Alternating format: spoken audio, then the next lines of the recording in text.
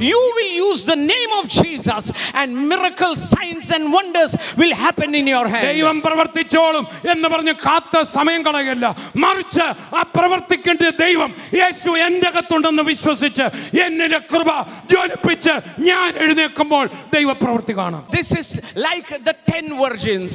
ഇത് 10 കന്യകമാരെ പോലെയാണ്. The Bible says, Bible പറയുന്നു, in the unexpected time, ആ പ്രതീക്ഷിക്കാത്ത സമയത്ത് the bridegroom came. മണവാളൻ വന്നു. And the Bible says, Bible പറയുന്നു, those who had oil, they went out to welcome him.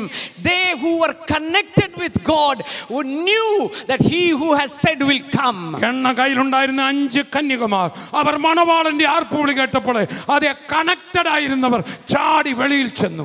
The five foolish went and said, we will pay you money, can you give us oil? സമയമായപ്പോൾ ഞങ്ങളുടെ കയ്യിൽ ഇല്ലല്ലോ എന്ന് പറഞ്ഞ് ആ ബുദ്ധിയില്ലാത്ത കന്യകമാർ ഉള്ളവരുടെ അടുക്കൽ പണവുമായിട്ട് ചെന്നു. I will tell you, what I am preaching is anointing.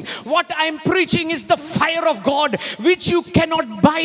It only can happen when you are connected with him. വീണ്ടും ഞാൻ ഓർപ്പിക്കട്ടെ, ഇന്ന് രാത്രി എണ്ണയെ കുറിച്ച് പറയുമ്പോൾ ഞാൻ നിങ്ങളോട് പറയുന്നത് ദൈവിക അഗ്നിയെ കുറിച്ച്, അഭിഷേകത്തെ കുറിച്ച്. അത് ആരെയൊന്നും മേടിക്കാൻ ഒക്കത്തില്ല.